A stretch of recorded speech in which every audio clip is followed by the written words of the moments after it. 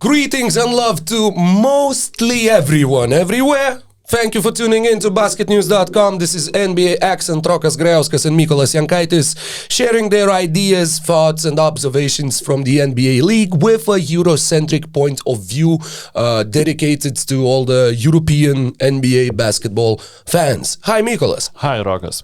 How you been?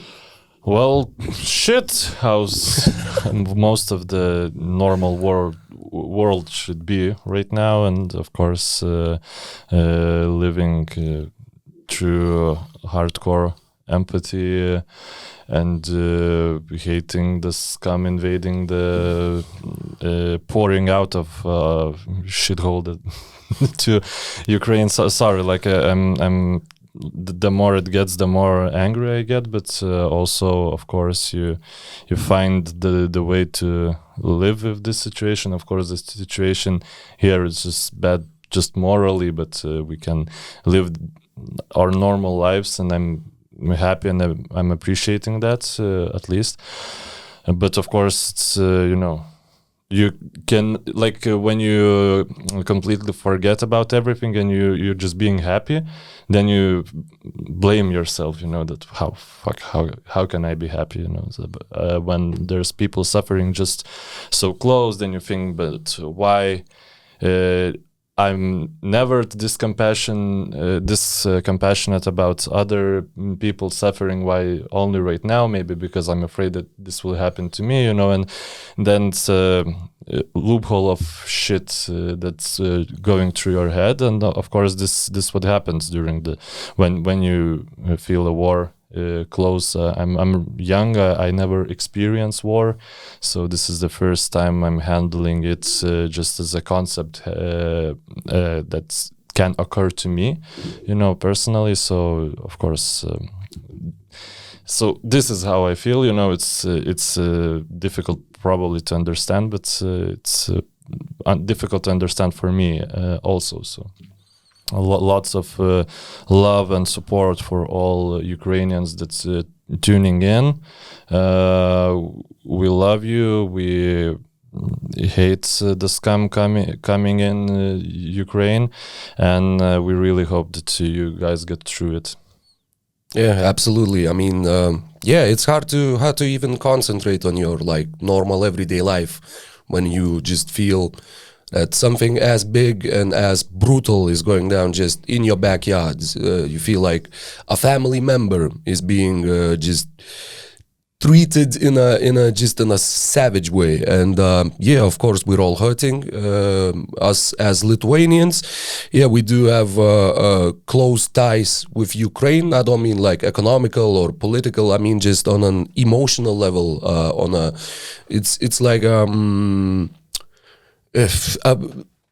a family nation, if you can call that.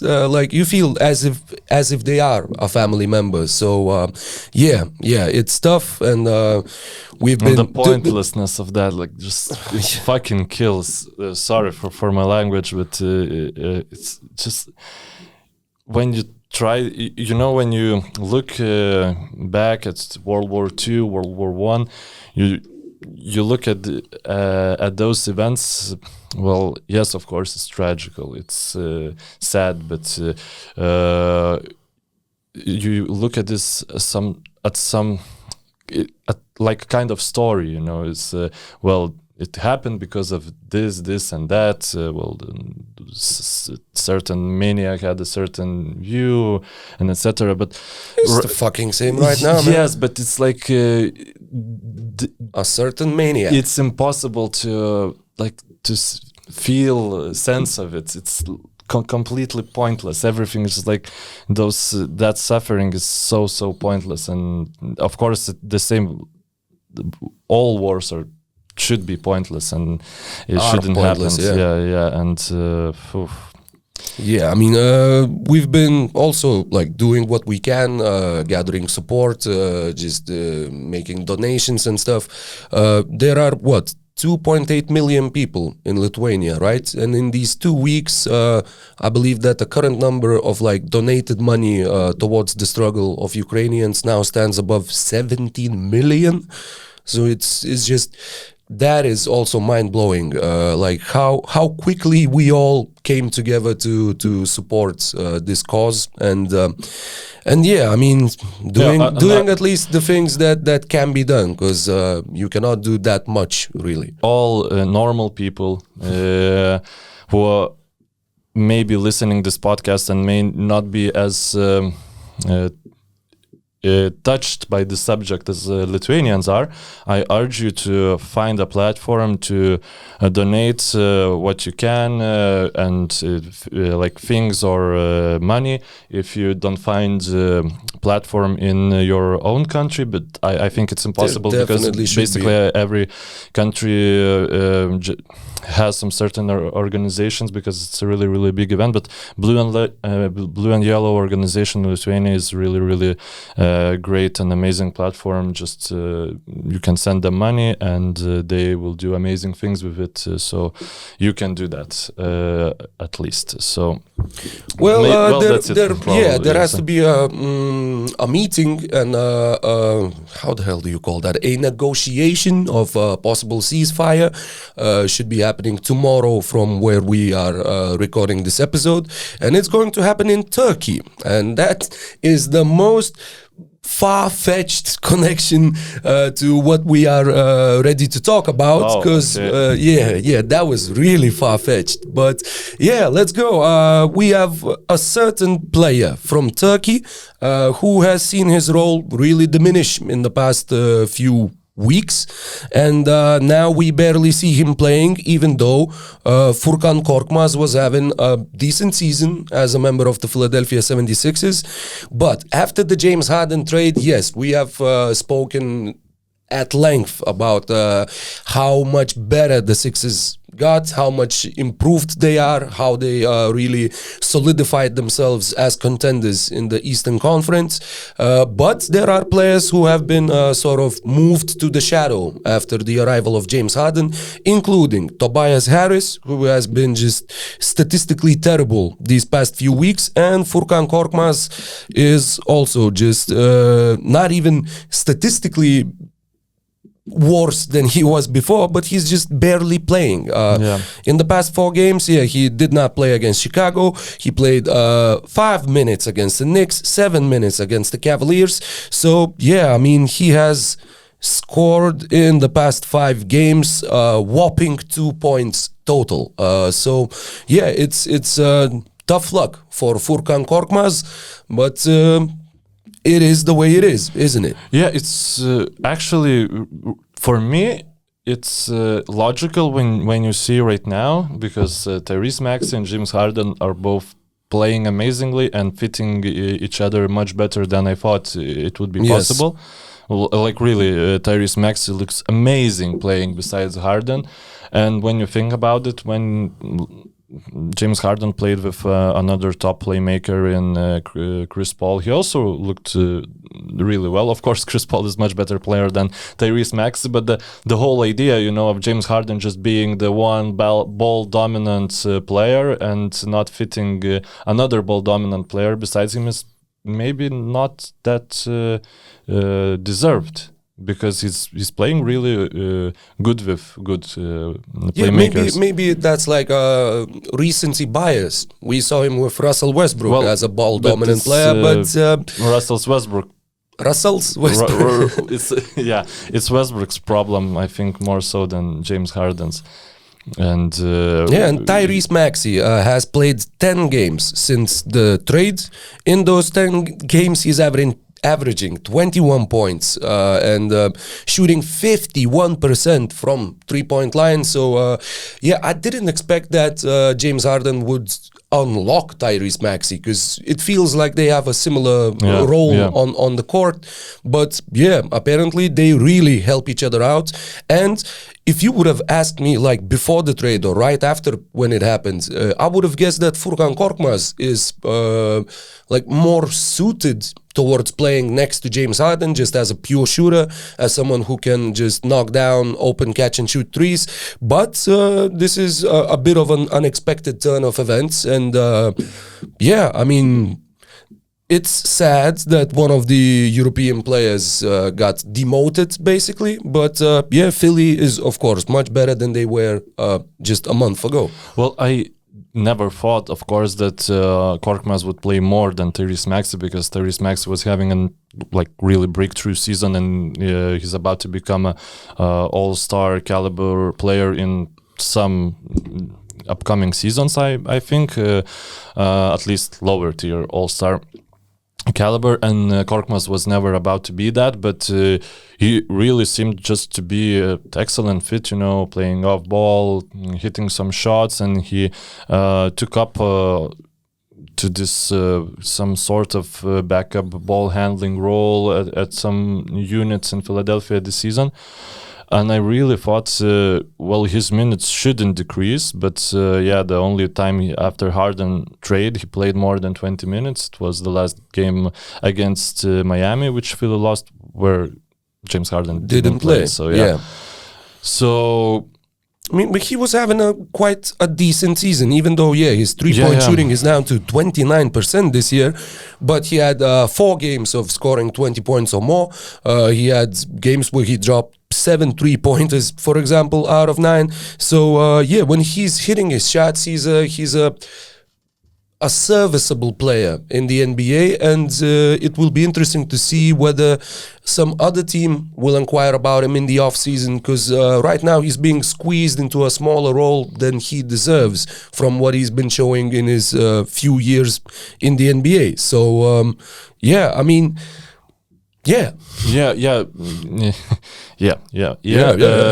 James Harden and Tyrese Maxey is playing they are playing a lot of minutes, and what's left, only those minutes goes to Furkan Korkmaz, and that's not a lot of them. Yeah, and Matisse Thybulle started playing much more after the trade. Danny Green became again serious piece of the rotation, a more serious, if I can say that. And they are just basically focusing on winning, focusing on building the ultimate fit and chemistry around James Harden and Joel Embiid. And it's a pity that Furkan Korkmaz appears to have fallen out of the long-term or at least short-term plans of the organization in Philly. Yes, and just to finish this topic, I think that the player he has to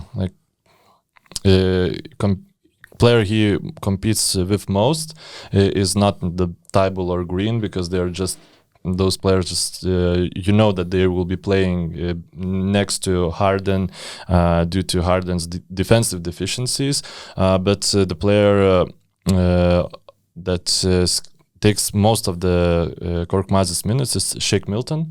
Of course, he's more of a playmaking type of a guard than Furkan Korkmaz. But as I said, this season Furkan also emerged like a player that's capable of creating pick and roll, some small amounts, of course, of pick and roll offense. So basically, he needs to be better than Shake Milton, and then he will make into the main rotation of Philadelphia. But right now, the things seems to sort out this way that he won't be playing in the playoffs.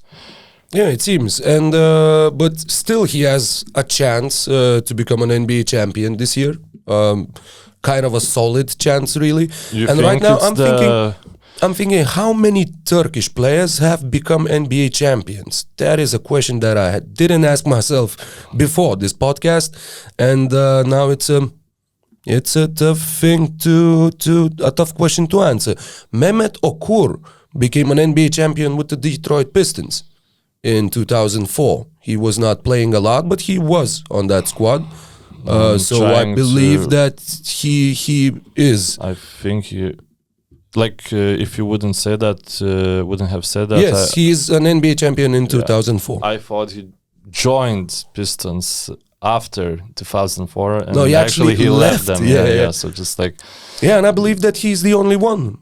So I would guess that Turkey can get their second NBA champion, maybe, in Furkan Korkmaz, which would be 2 NBA championships more than we have amassed. Because even though Lithuania have had a lot of NBA basketball players, we haven't had a single NBA champion yet. Not a single one. So congrats to Turkey. We're absolutely not being jealous. We're just discussing the role of Furkan Korkmaz in Philadelphia. And the other player that we'll be talking about more in upcoming weeks and previous weeks than we were anticipating to be talking about through the beginning of the season is Davis Bertans. That's playing for Dallas Mavericks, and not that he himself playing really well, but Mavericks without Kristaps Porzingis are actually tearing through the league right now. Incredible integration of Spencer Dinwiddie, who looked to really be lost and just washed in Washington. It seems that's it. Like, he had a serious injury and, well, he lost a bit of explosiveness, and he's that type of a player who relies on athleticism, on his speed, on his quickness, on his first step. But apparently he himself said that in Washington he was being asked to pass the ball more, which not really suited his own needs and play style. And right now in Dallas, Spencer Dinwiddie is just lighting them up for 18 points a game in 8 games that he did play this season with the Mavericks. Yeah, Davis Bertans is still hitting only 33% of his 3-pointers in Dallas, shooting almost 5 a game, but that is to be expected of the Latvian laser. And yes, how come? Is it just addition by subtraction by moving Kristaps Porzingis? How did the Mavericks... It's not only moving Kristaps Porzingis, the other player besides Davis Bertans that came into the team is Spencer Dinwiddie, and the game that they saw, of course I was really disappointed because I waited so much for this game of Kings against Mavericks, and just like a couple of hours before the game I received notification that, Luka Doncic isn't playing. Well, shit, because in those kind of games when the star player isn't playing, even if the team is winning without him, that this is not the team that you will see the most at the peak of this team's performance. That's why I'm not a lot of people were saying, Suns without Booker and Chris Paul made a really good run against Milwaukee Bucks, but it's not important. That you want to know how Suns look with Booker and Chris Paul. You want to know how Spencer Dinwiddie functions not as a star of the team, but as a complementary piece to the main star of the team. So that's why I got really upset before that game. But of course, Spencer Dinwiddie played really, really well, and he looks fine overall in the Mavericks jersey. He propelled his squad to the win against Sacramento Kings, who are quietly falling back to their mean after that's a sad short boost, thing. Domantas Sabonis was just a one-time injection of energy, it seems, and now Kings are back to being Kings. Yep. So that's what happens when you're Kings.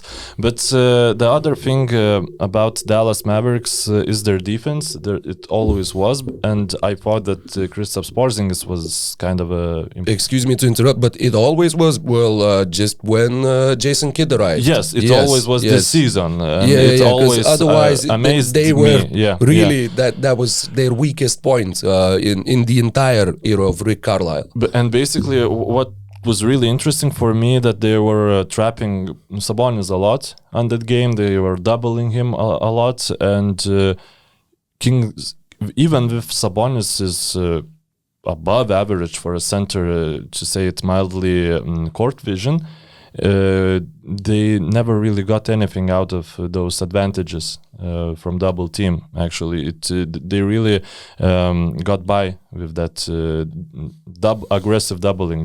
Dallas Mavericks, and doing this kind of defense without the slow center that's Kristaps Porzingis is much easier. So I think that can be also addition by subtraction for Dallas Mavericks. Just I wouldn't call Porzingis slow though. I mean, Boban is slow, but Porzingis is pretty nimble for his size. Yes, for his size, but not for like a 6'9", 6'8" mobile center, or because if you want that really, if you want to play that swarmy defense, that's. That, for example, Boston Celtics are playing right now, or Golden State. The Raptors are the whole other story, But if you look at actually good defenses like Warriors and Celtics, they are playing this kind of like super active, super mobile defense, and for that kind of defense, Kristaps Porzingis is slow. Yes, he is quick. For if you're talking about lumbering rim protectors, then he's quicker than most of them. But you cannot impose this kind of defensive style with him. So the Mavericks are in the 5th spot as of the moment of recording. 40 wins, 25 losses, 5 games won in a row. 8-2 in their last 10 games, right? Yeah. Yeah, so they are really just playing really good basketball after the trade, and I cannot call it like sensational, but I cannot say that I expected them to gel this quickly and to show that on the court and produce results as early as a month after the trade deadline and after Porzingis was moved to Washington. So yeah, that's another developing story, and Luka will. I mean, I don't know what should happen for them not to make the playoffs, but hopefully we will see them there. We should see them there, and in the playoffs. I mean, seeing Luka Doncic even last year against the Clippers, the Game 4 performance, the unforgettable just episodes, highlights, and the game winner.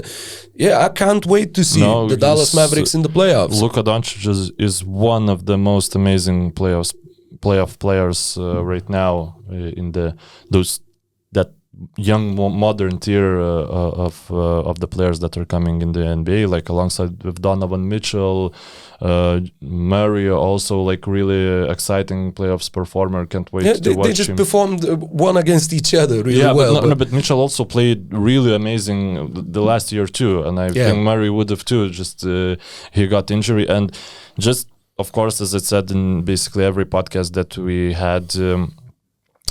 Talking about Luka Doncic, I just expect him to be able to perform at his peak capacity, not for the 3 quarters of the intensive playoff game, but for the 4 quarters of it.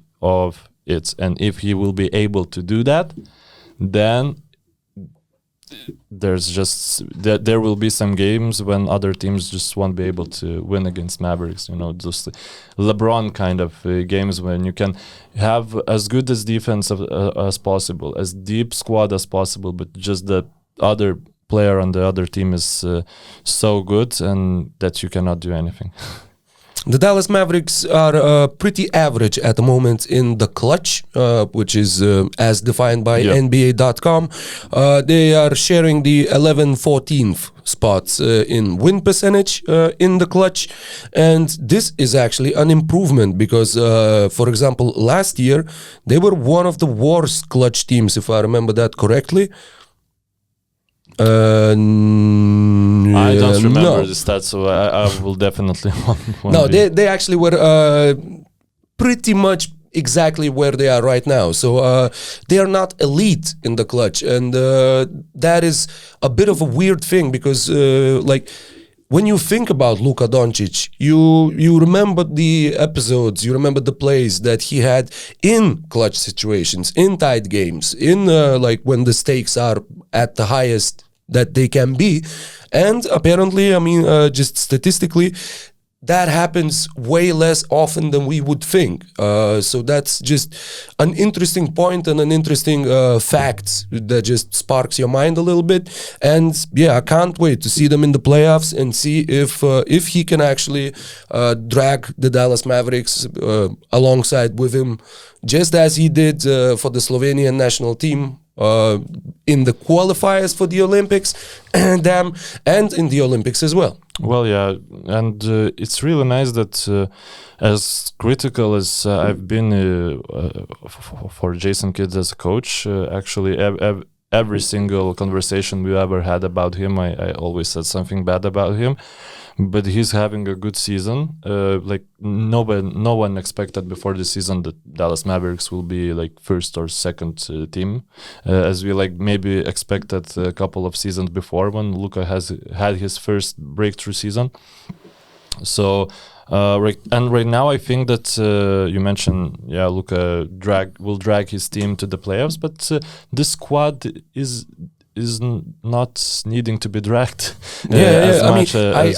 Maybe that was not the most correct term. Oh, an interesting fact: as amazing season as Luka Doncic is having, and of course Luka Doncic played 15 games or something like that less than this player, and of course win shares are like really. Weird stat that is being used only when you want to say something interesting about certain player.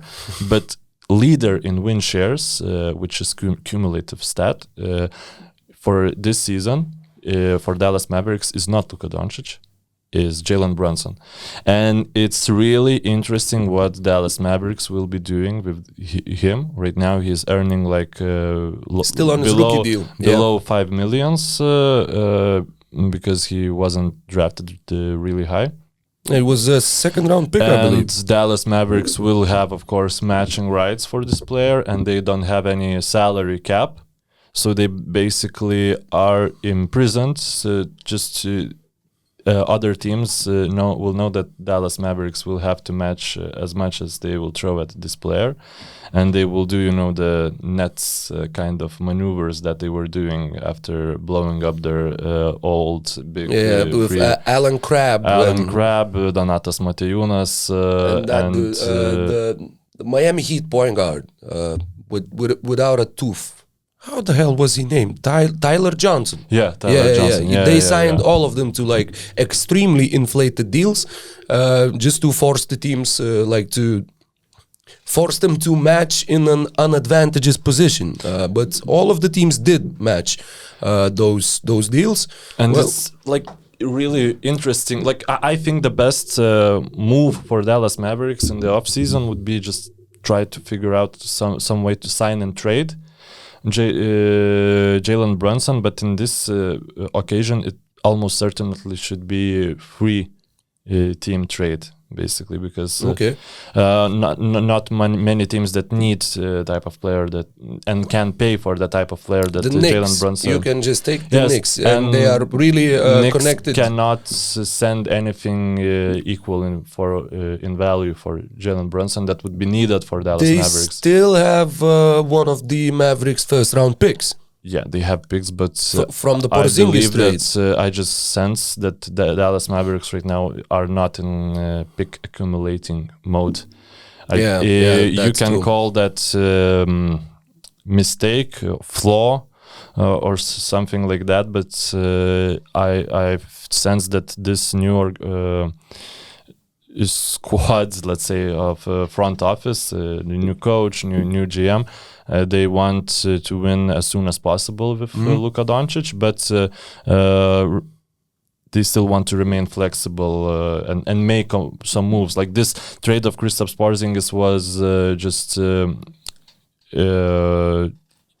with purpose for them to be able make a lot of moves this offseason. Yeah, to turn one hard to move contract into two different hard to move contracts, but possibly not negative value, especially with the way Spencer Dinwiddie won't be hard to move because everyone needs to be needs like a secondary creator in guard positions, and he's not that much overpaid for this kind of production quality.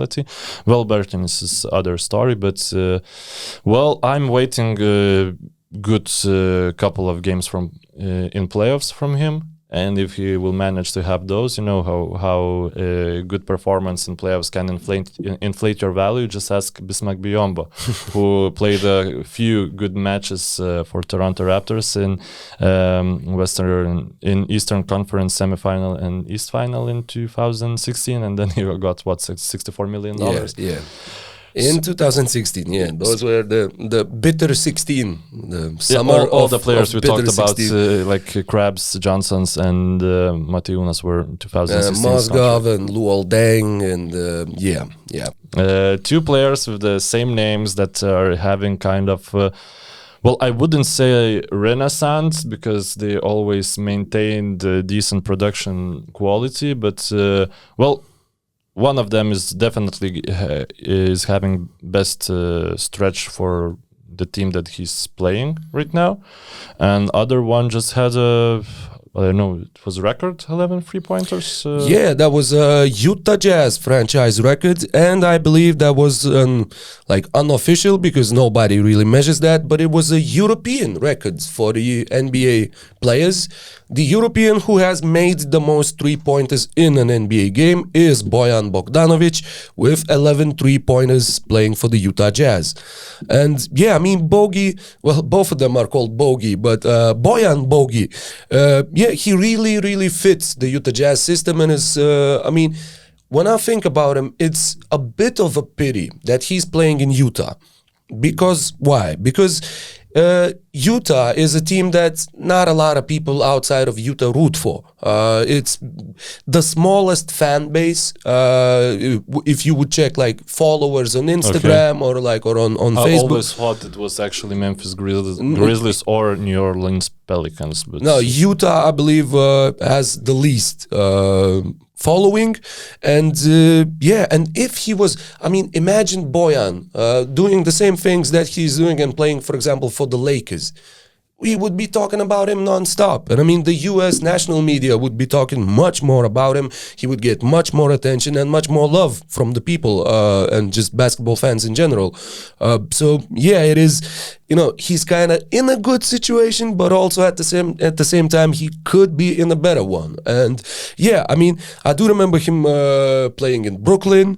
I do remember when he dropped 44 playing for the Wizards, I believe, if I'm not mistaken, because I do remember that 44 was his career high, and I remember because that was his number. Oh, he was actually playing for the Nets when he dropped 44. He later went one up and dropped 48 last season, already playing with the Jazz. So, he's one of those players that are always just productive and more or less stable in their production. And I think that, even though he's now playing for the third year in Utah and he played only for 2 seasons for the Indiana Pacers, but I watched him the most when he was playing for Indiana, and the associations that I get when I think about Bojan Bogdanovic. Well, first of all, it's the series against the Cavaliers that the Indiana Pacers lost in 7 games, but that was just basically the peak of that team, which had Victor Oladipo, Miles Turner, Bojan Bogdanovic, Darren Collison, Thaddeus Young, Domantas Sabonis. They lost in the first round. They never got past the first round, but the series against the Cavaliers... It was amazing. Yeah, it was a really, really just good series as a whole. And also, it was the series where Bojan Bogdanovic, even though we never think of him as an above-average defender, but he was guarding LeBron James, and he was doing it well as a mortal man can.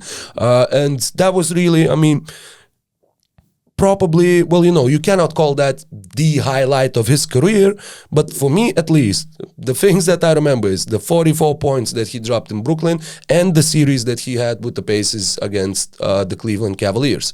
Well, yes, he really changed his game to make, I would say, himself better NBA player, because right now he's a part of the best offenses in the league. That's amazingly Utah Jazz, and if that would be, New York Knicks that would play like this. Of course, Donovan Mitchell would be in the MVP discussion.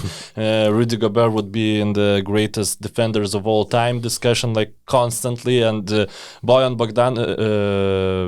Bogdanovic would be in the like not a sixth man, but best supporting player conversation or something like that. You know, when shit happens in New York, everyone's talking about it. When things happening in Salt Utah, Lake City, But he is the best open three-point shooter in the league, at least according to the statistic that Ben Taylor showed in his amazing video analysis about Utah Jazz offense. And of course, that video mostly concentrates on Donovan Mitchell. But players like Bogdanovic allows players like Mitchell to shine. His know-how in offense, like screen setting and etc., is really good. His gravity as a shooter allows lesser shooters also shoot at high percentage. Like Royce O'Neal has a ton of open three-point shooters, because when Donovan Mitchell penetrates the paint, defense collapses, then the player that has to be guarded is Bojan Bogdanovic, and the player who always is left open is Royce O'Neal. Even he's really decent three-point shooter, and it's pity that this team doesn't have Joe Ingles, because he, of course, was a superb part of their offense. But Bogdanovic is even more crucial right now. And correct me if I'm wrong, but in last year's playoffs he was injured. Yes. Yeah, and that's was it last year or was it in the bubble? Oh yeah, it was in the bubble, and it was in the bubble. So like we can check that later. Yeah, it was. He didn't play in 2020. He did play in 2021. Yeah. So sorry about that, but I really like how he adapted himself to the play style of the league, and it's hard to evaluate him as a defender because you have Rudy Gobert on your team, and your like defensive flaws are quite mitigated. But at least as far as I'm reading of like just fan reactions of Utah Jazz, they're saying like our wings can't defend for shit. So even like Royce O'Neal was capable defender himself. Like they're not any near elite or really good level, but they have Rudy Gobert for defensive purposes, and we'll see in the playoffs how they will manage to mitigate their defensive flaws. But the last thing I wanted to say about Bojan Bogdanovic is that you always know that he can have that 40-point game in hand. He's one of those players that just has it in him. When he dropped the 11 3-pointers, he actually moved up in the Utah Jazz franchise leaders for 3-pointers made list, and he became the European player who has made the most 3-pointers for the Utah Jazz. He actually went up and bettered, that ain't a goddamn word, man. He actually overtook a player who we already mentioned today. Mehmet Okur? Yes, Mehmet Okur was the European with the most 3-pointers in Utah Jazz history. Now it's Bojan Bogdanovic. So you give me a piece of trivia, and I will give you another piece of trivia. Give a little trivia to me, and I'll give a little trivia to you. So I'm giving a little trivia to you, and it's about the record of 3-pointers in one game. Mm-hmm. So there's 3 more players who scored at least 10 3-pointers in one game in their careers, like from Europe, I mean. Yeah, okay. So because one of them we were talking about in the last episode. So it's one of the top 15 best European players of all time. Okay. And other 2 weren't mentioned, and they are both playing right now in the league. So the first one might be Dirk. No, it's not Dirk. Okay, no. Who the hell put up 10 3-pointers? A European player. Well, you should Tony answer. Parker? No, you should like really. If you don't answer like this player, you will be Crucified. Well, maybe it Damn, may man. happen. I don't want to overreact, but 3-pointers. it may happen. 10 3-pointers. And the player who was on the top 15 list. Wait, it's not Giannis. It's not Jokic. It's not Dirk, apparently. Luka? No, he hasn't made 10 3-pointers. No, at least I don't see that. Who the hell, man? My brain just right now is going the mode. Wait, one of the 15. If I could see the goddamn list, that would be much easier. But before you make your guess, this is record of Europe. Like all of those players were scored 10 3-pointers in a game, and Bojan Bogdanovic scored 11. So I declare Bojan Bogdanovic the record maker of 3 points in one game. He must be really happy and proud. Because he was declared by Mykolas Jankaitis to have hit the most 3-pointers in the game. Curry had 22. That goddamn list. I don't even see that goddamn list. Man, you gotta help me out. Okay, this player was playing for the team that we talked about in this game, in this podcast. That ain't helping, man. Okay, is from the country that we talked about in this podcast. Man, we spoke about a lot of countries. We spoke about Turkey, Slovenia. Okay, Predrag Stojakovic. Yeah, that was the easiest possible answer. But okay. And the other two, like one player you should not be Googling at any... Fournier. Yeah, he also made in this season. This season, yeah, I guess, 10, for the Knicks, 10 it might have been. And other player really is playing for the team that is the topic of our next player. Is playing right now, Danilo Gallinari. Yes, he made 10 3-pointers against Boston actually last season at February 24th. So Evan Fournier, Danilo Gallinari, Predrag Stojakovic, and Bojan Bogdanovic by Bojan Bogdanovic. All of them. Bettered. And other Bogdanovic, who is having quite a good stretch, I would say, is of course Bogdan.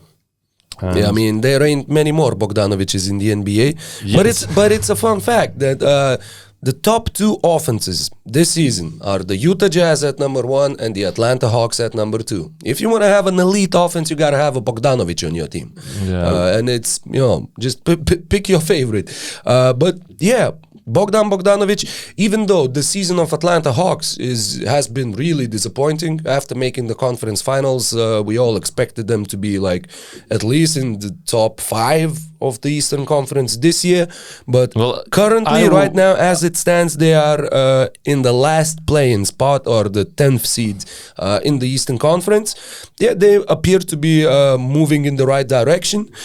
They have a positive net rating, which a lot of teams around them do not. And I guess they shouldn't be counted out.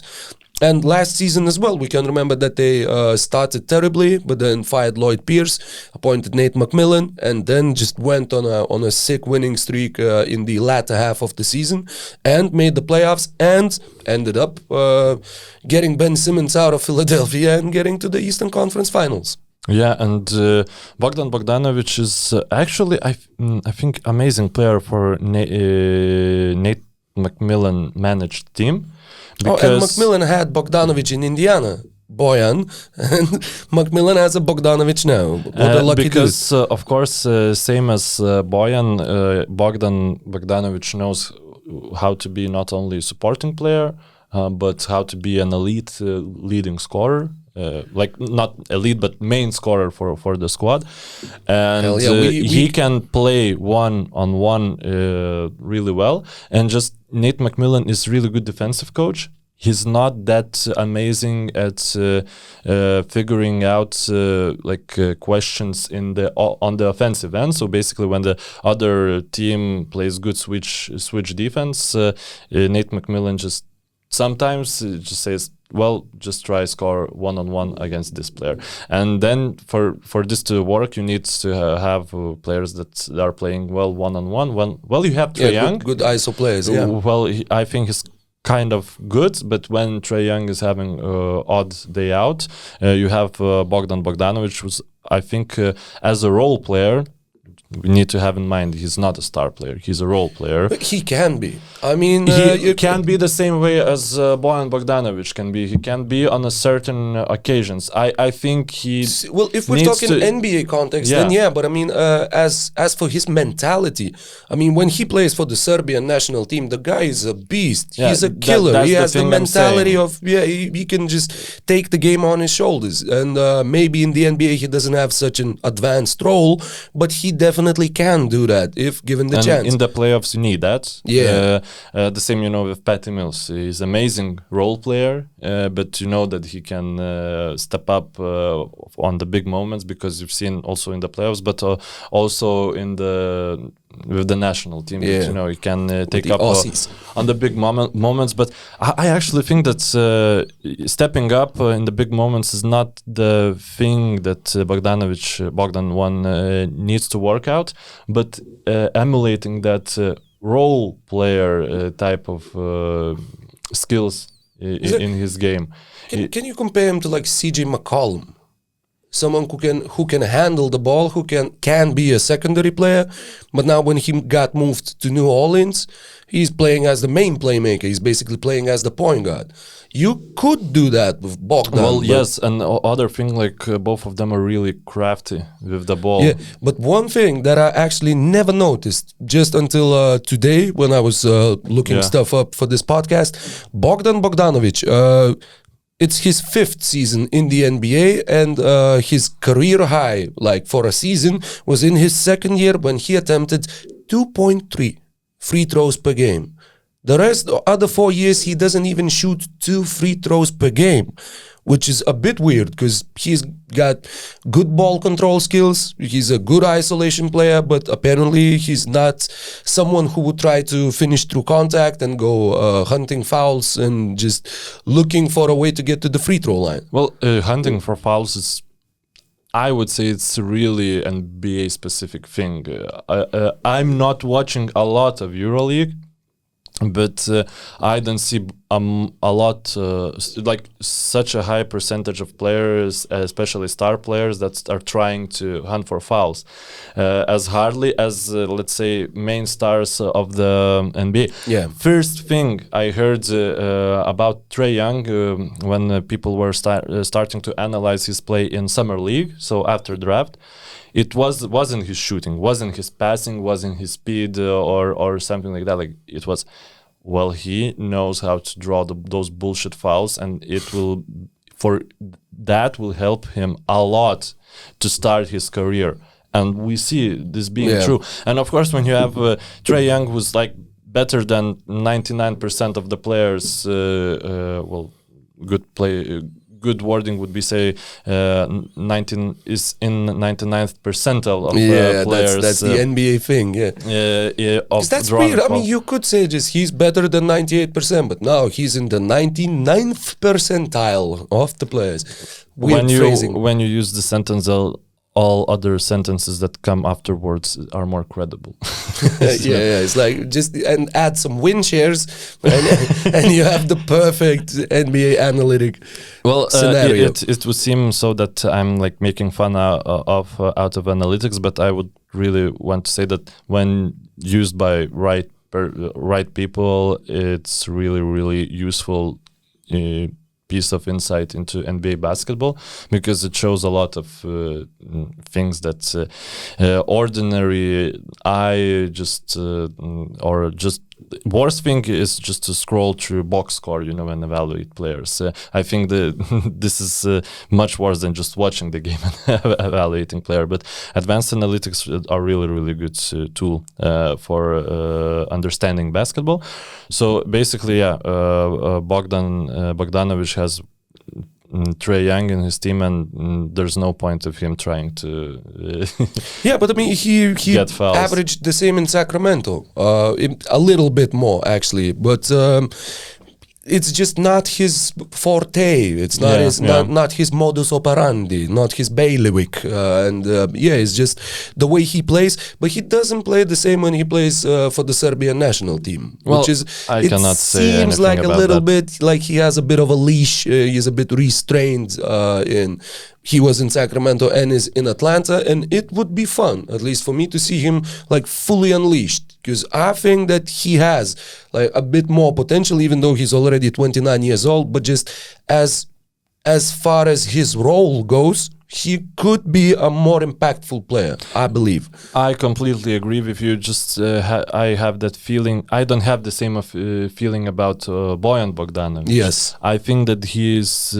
really, really comfortable in the role that he's in right now, and I just don't feel the same about Bogdan Bogdanovic. That doesn't mean that one is better player than the other. I just think that Nate McMillan and the Hawks should maybe make some adjustments or try to figure out some other ways to make Bogdan Bogdanovic always play like he's playing in the last few games right now.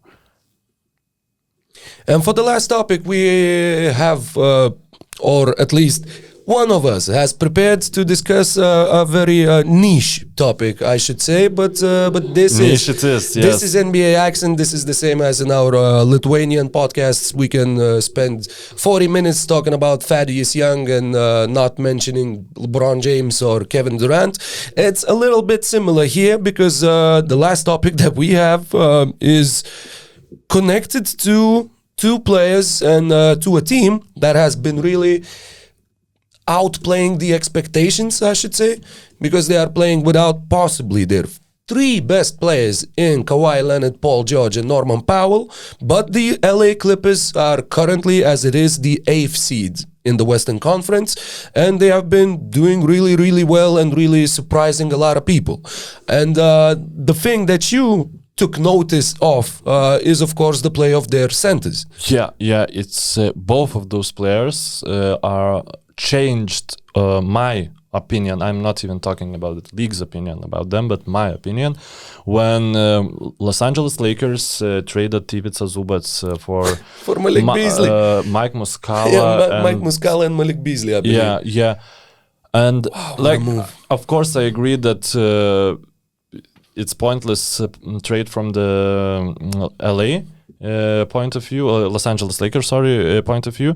But I really didn't value Ivica Zubac that much. I thought that he was overrated because he was playing in the Lakers. He's young center, but there won't be much of use for this player. I remember that from this player. Sorry, it was I cannot say the right season, which season it was, but I believe that when he was still playing for the Lakers, and when goddamn, I see the face, but was Ante Žižić. Was playing for the Cavaliers.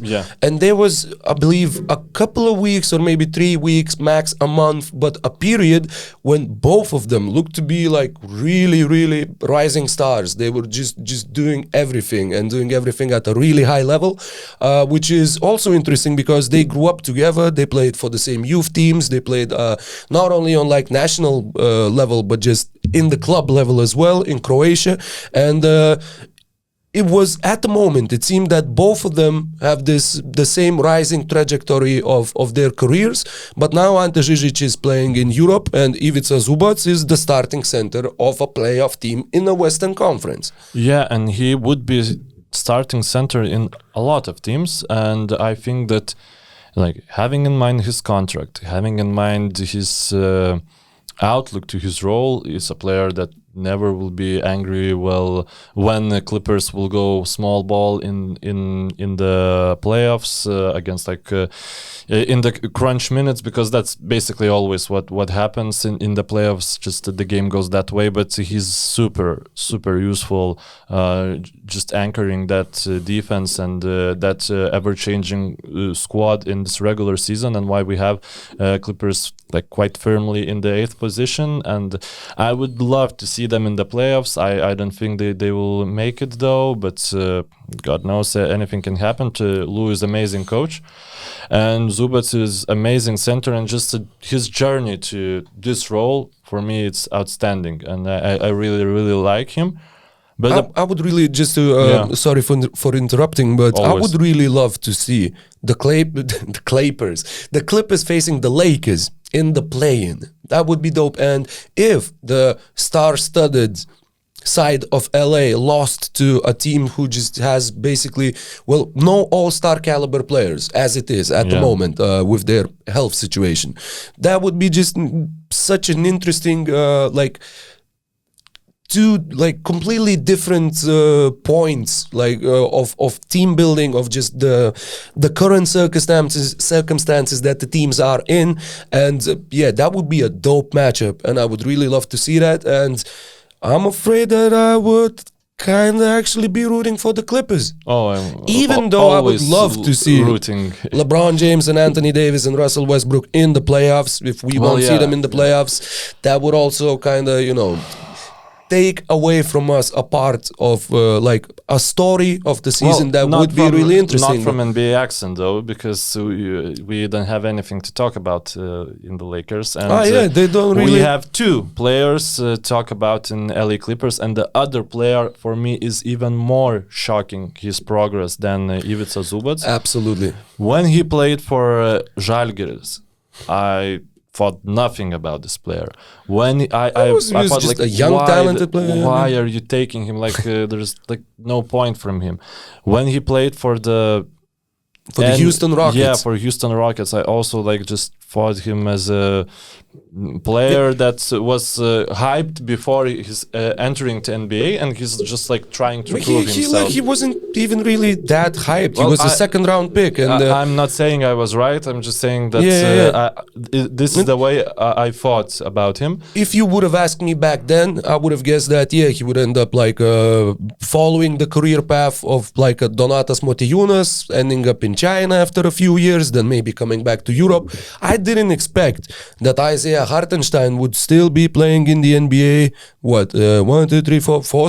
4 years later. So when he moved to Denver Nuggets, he started to mimicking the way Nikola Jokic plays, and he looked quite silly doing that. And when the Nuggets traded him, and I believe they added 2 second rounders for JaVale McGee, it looked like really logical move before the playoffs. But right now, JaVale McGee is on the other team, and Isaiah Hartenstein is amazing backup center for LA Clippers. It's impossible for me to say that. And a lot of those advanced stats that Nikola Jokic is first this season, Isaiah Hartenstein is hanging around them. Okay, wow. So defensive rating. There are a couple of players that are ahead of Isaiah Hartenstein and played I filtered out 40 games. At least players that played 40 games at least this season, and if we look at defensive rating, the best defensive rating is George Hill. Well, the player who's playing a really good defensive squad. Other is Kenrich Williams and Ty Jerome. This is because other players in their team are so bad defensively that when they show some competence, it just blows up. But of course, really, does it add up on the rating though? But it works. Well, it's not entirely true what I said, but the difference of quality figures a bit. Just I think that's when the other teams are playing, against other players, and then some competence shows up on the floor, they just find out harder to score. Maybe that's why. I don't know. But Kenrich Williams is having really good season, and it's really weird that Oklahoma haven't traded him. Well, Ty Jerome, I don't have much to say about him. Then other players are bench unit of Phoenix Suns, Cameron Payne and Landry Shamet. Just Phoenix Suns bench has really good defense. Then is Josh Green from Dallas Mavericks. Then is Frank Ntilikina from Dallas Mavericks too. Also 2 bench players of of the same team. And then is Isaiah Hartenstein. Well, this is defensive rating. You can say that it's a flawed one. But then there's other rating is called defensive box plus minus rating, which players that are leading him are Draymond Green. Nobody will say that it's a bad defensive player. Then it's Nikola Jokic, which is really, really weird. But then there's Giannis Antetokounmpo, also really decent defensive player. Then there's Andre Iguodala, part of amazing Golden State Warriors defense, and of course, reason for that. And then, just above Gary Payton second is Isaiah Hartenstein. So his impact defensively is like really good on advanced metrics. When you just watch the game, it's a big mobile, like truly mobile body who's really knows how to use verticality, really knows the game, and his basketball IQ for the like not as athletic, but he is athletic, but he's not maybe such a jumpy player from like a standing position is really important. Like we look at Marc Gasol, we look at Andrew Bogut, who moved mountains with their defensive IQ. Of course, Draymond Green, but Draymond Green also has amazing physical tools coming along with that. And Clippers are 8 points per 100 possessions better defensively when Isaiah Hartenstein is on the floor. And they're also better offensively when he's on the floor. So he's having amazing season as a backup center.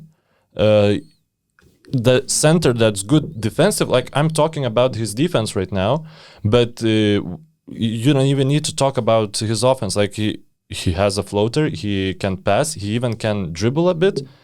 You don't have good defensive centers who can do that. It's such a rare skill set, and Denver Nuggets gave it away. Well, I haven't seen potential in him, but like Denver Nuggets had to see that, and well, they gave him away for just a chance to half a season of JaVale McGee. Push a bit further to into the playoffs. I don't remember if this trade was made before or after Murray injury, though. So that's really important. But that shows that you need to always root for your young players and trade them only if you get really, really good out of it.